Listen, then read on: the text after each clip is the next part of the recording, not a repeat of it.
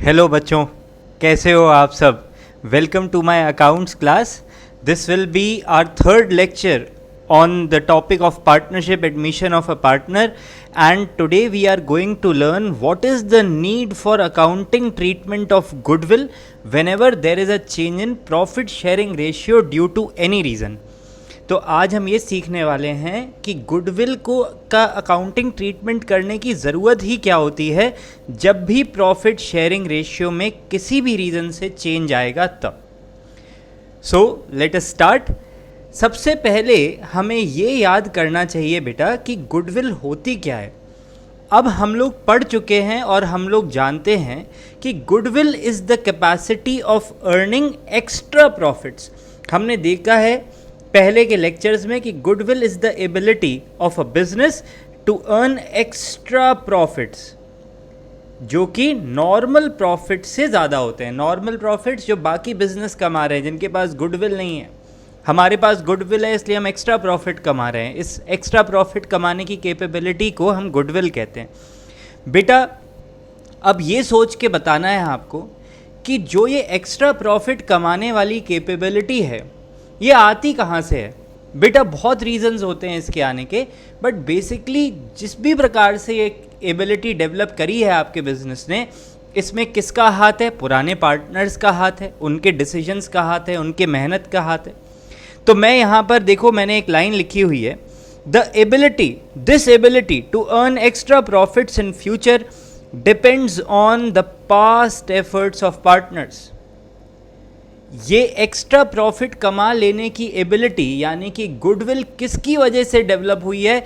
ये पुराने पार्टनर्स के पास्ट एफर्ट्स की वजह से हुई है। अब हम लोग इस बात को समझने के लिए कि गुडविल का अकाउंटिंग ट्रीटमेंट करना क्यों ज़रूरी है, एक एग्जाम्पल लेने जा रहे हैं। तो जल्दी से हम इस एग्जाम्पल को देखते हैं। मैंने एक फर्म ली है जिसमें दो पार्टनर्स हैं, अभी ए और बी। कितने पार्टनर्स हैं? दो पार्टनर्स हैं। और अब प्रेजेंट डे में सी जो है एक इक्वल पार्टनर की तरह से फर्म में आना चाहता है। देखो मैंने क्या लिखा है, मैंने लिखा है कि ए एंड बी पिछले 3 सालों से पार्टनर हैं, वो 3 सालों से फर्म चला रहे हैं और अभी इक्वली प्रॉफिट्स शेयर करते हैं अपने। अब सी आना चाहता है, प्रेजेंट डे ये है, प्रेजेंट डे में सी एडमिट होना चाहता है एज एन इक्वल पार्टनर। ठीक है, तो इसका मतलब हम कह सकते हैं कि पहले A/B का रेशियो था 1:1 और अब फ्यूचर में, ये फ्यूचर है बेटा, दिस इज़ द फ्यूचर, ये लाल वाले निशान से फ्यूचर है ये। तो फ्यूचर में A/B/C का प्रॉफिट हो जाएगा 1:1:1। ये एग्जाम्पल है बेटा। आज हम कहाँ खड़े हैं? यहाँ। ठीक है, तो अगले 3 सालों ये अगले 3 सालों की फ़ोटो यहाँ पर बनी हुई है। तो पिछले 3 सालों में ए और बी पार्टनर्स थे, अगले 3 सालों में ए बी सी पार्टनर रहने वाले। अब देखो बेटा, ए और बी सी से क्या कह रहे हैं? ए और बी सी से कह रहे हैं कि सी पिछले 3 सालों से हम लोग लगातार मेहनत करते आ रहे हैं और इस मेहनत का नतीजा ये है, fruits of our efforts is that अगर कोई नॉर्मल फर्म अगले 3 सालों में 1-1 लाख रुपए का प्रॉफिट कमाती हमारे जितनी कैपिटल लगा के, तो हम कमाने वाले हैं 1,20,000 अगले 3 सालों तक।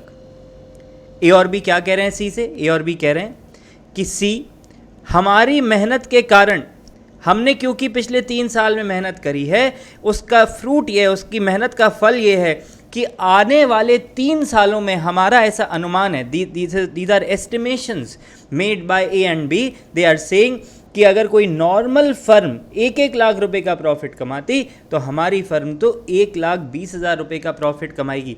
बताओ ए और बी के हिसाब से इनकी फर्म कितना एक्स्ट्रा प्रॉफिट कमाने वाली है ओवर द नेक्स्ट 3 ईयर्स? तुम कहोगे 20,000 रुपये एक्स्ट्रा कमाने वाले। ठीक है, और ए और बी के हिसाब से कितने सालों तक आगे के फ्यूचर में, कितने सालों तक इनकी ये पास्ट एफर्ट्स का बेनिफिट मिलने वाला है? 3 ईयर्स तक। इसी को हम क्या कहते हैं बेटा? इतना याद करके बताओ, अगर किसी के मन में ये जवाब आ गया तो बहुत अच्छा। Number of years of purchase कहते हैं इसे, कि ए और बी के हिसाब से उनकी गुडविल का इफेक्ट आगे कितने सालों तक चलेगा, 3 सालों तक चलेगा। और वो कह रहे हैं कि आगे 3 सालों में जो 20-20 हज़ार रुपये का एक्स्ट्रा प्रॉफिट होगा, ये हमारे पास्ट एफर्ट्स का नतीजा है। ठीक है, और इसी को तो हम गुडविल कहते हैं। देखो मैंने यहाँ लिखा हुआ है, this is the firms goodwill. Firm की गुडविल कितनी है? 60,000 रुपीज़। ये रही, ये 60,000 रुपीज़ कैसे आई? 20 टोटल कितनी गुडविल हो गई? 60,000 रुपीज़ की गुडविल है फर्म के पास। क्या ये बात क्लियर है? Very good. ये कैसे जनरेट हुई goodwill? It got generated due to the past efforts of A and B. अब सोच के बताने वाली बात यह है बेटा कि क्या इस गुडविल में, इस एक्स्ट्रा प्रॉफिट में, जो 60,000 का एक्स्ट्रा प्रॉफिट होने वाला है फ्यूचर में ए और बी के एफर्ट्स की वजह से, क्या इसमें सी का कोई हाथ होना चाहिए? क्या सी को इसमें हिस्सा मिलना चाहिए?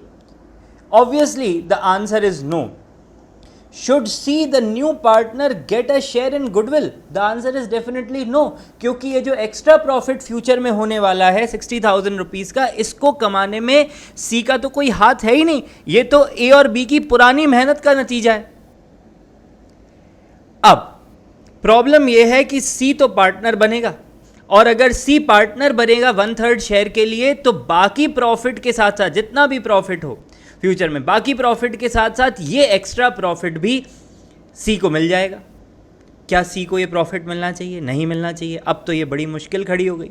सी को पार्टनर बनाना भी चाहते हैं हम, लेकिन ये भी नहीं चाहते कि उसे गुडविल का हिस्सा मिले। देखो क्या लिखा है, However, if C becomes a partner, he will definitely start having a share in this extra profit, that is goodwill as well. उसको भी मिलने लगेगा हिस्सा, और A और B को नुकसान हो जाएगा, क्योंकि जो एक्स्ट्रा प्रॉफिट 60,000 का फ्यूचर में कमाना है वो तो केवल A और B को मिलना चाहिए था, क्योंकि वो उनके पास्ट एफर्ट्स का नतीजा था। तो अब क्या किया जाए? अब हमारे सामने मुश्किल है बेटा। मुश्किल क्या है?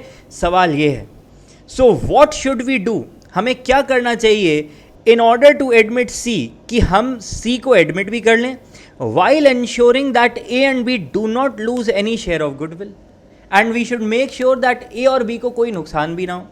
तो देखो बेटा, फर्म की गुडविल कितनी है? फर्म्स गुडविल इज ₹60,000, और अगर हमने सी को एडमिट किया तो सी को इसमें कितना हिस्सा मिलने लगेगा?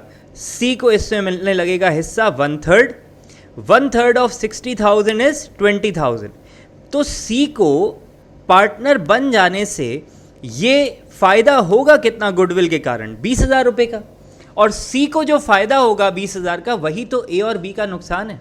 भाई सी को ये 20,000 रुपये मिलने ही नहीं चाहिए थे। ये तो ए और बी की मेहनत थी 60,000 की, ये पास्ट एफर्ट्स का नतीजा था 60,000 रुपीज़ का एक्स्ट्रा प्रॉफिट। इसमें इस सी को 20,000 रुपये का हिस्सा मिलना नहीं चाहिए था, पर मिल जाएगा।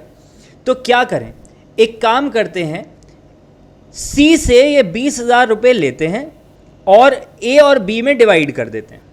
ठीक है, अभी ले लेते हैं। भाई हम ए और बी कह रहे हैं सी से, देखो हमारी मेहनत का नतीजा है कि आगे 60,000 रुपीज़ का प्रॉफिट होगा और इसमें तुम्हें 1/3 हिस्सा मिलने वाला है, तुम ऐसा करो ये पैसा अभी हमें दे दो। सी कहता है बिल्कुल ठीक बात है, मैं अभी ये पैसा दे देता हूँ तुम लोग को, फिर हम लोग को कोई प्रॉब्लम ही नहीं होगी हमें। तो ये है बेटा reason for accounting treatment of goodwill. The answer is that C should compensate A and B for their loss. C को क्या करना चाहिए? आने से पहले जो भी उसे फ़ायदा हो रहा है और ए और बी को नुकसान हो रहा है, उसके लिए C should compensate A and B. तो देखो सी का गेन कितना था? सी का गेन था, भाई फर्म की गुडविल है 60,000, उसमें से गेन हो रहा है 1/3, तो 1/3 ऑफ 60,000। सी का फ़ायदा है 20,000। ये 20,000 रुपये इसे ए और बी को दे देने चाहिए। और कैसे देने चाहिए?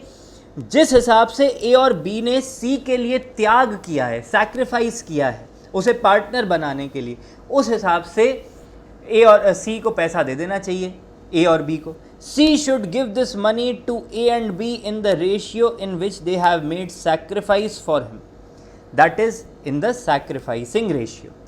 तो देखो जरा इस केस में सैक्रिफाइसिंग रेशियो क्या है बेटा?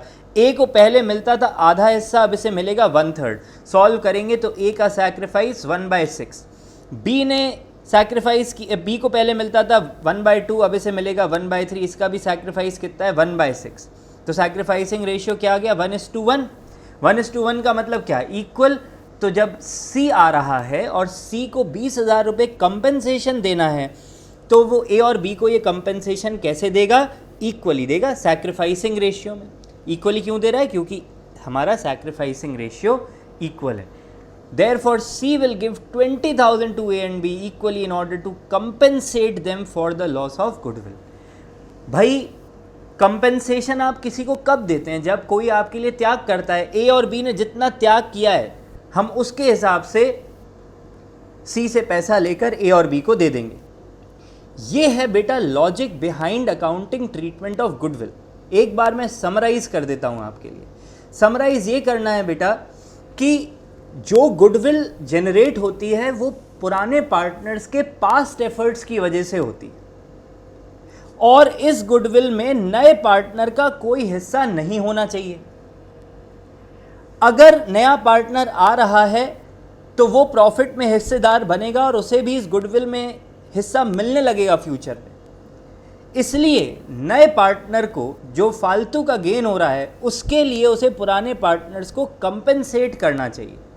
ठीक है, कंपेंसेशन किस रेशियो में देना चाहिए, सैक्रिफाइसिंग रेशियो में देना चाहिए। जिसने जितना त्याग किया उसे उतना पैसा देना पड़ेगा।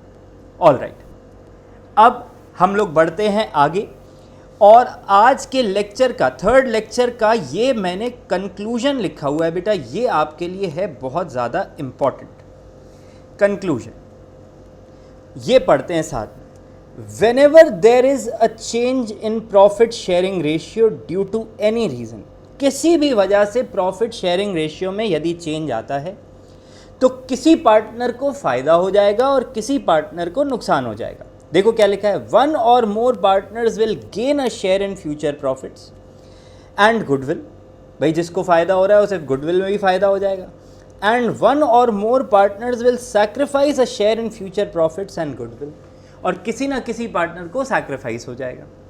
इन ऑल सच केसेस, इन सभी केसेस में जो भी गेनिंग पार्टनर है उसे कंपेंसेशन देना चाहिए सैक्रिफाइसिंग पार्टनर्स को for the loss of goodwill. और कंपेंसेशन हमेशा किस रेशियो में दिया जाएगा, जिस रेशियो में त्याग किया गया है, सैक्रिफाइस किया गया है। तो जिसने जितना त्याग किया उसे उतना कंपेंसेशन देना पड़ेगा। समझ में आ गई बात? This is very important. एक बार फिर समझ लेना तुम लोग मेरे लेक्चर को रिवाइंड करके। ये है बेटा अकाउंटिंग ट्रीटमेंट ऑफ गुडविल का रीज़न कि हम गुडविल को अकाउंट्स में ट्रीट करते ही क्यों हैं। मेरे हिसाब से ये बहुत इंपॉर्टेंट है अगर हम अकाउंट्स समझ के पढ़ना चाहते हैं, वरना अगर कोई चीज़ रट के करनी है तो खैर कोई प्रॉब्लम है ही नहीं। But this is the logic behind accounting treatment for goodwill, and I expect my students to know this reason कि ऐसा क्यों किया जाता है। इसी के साथ हमारा ऑब्जेक्टिव ख़त्म, और हमने सीख लिया है कि गुडविल का अकाउंटिंग ट्रीटमेंट क्यों करना होता है। Please like the video, share it, subscribe it, hit the bell icon to turn on notification. नमस्ते, keep learning, thank you, bye bye.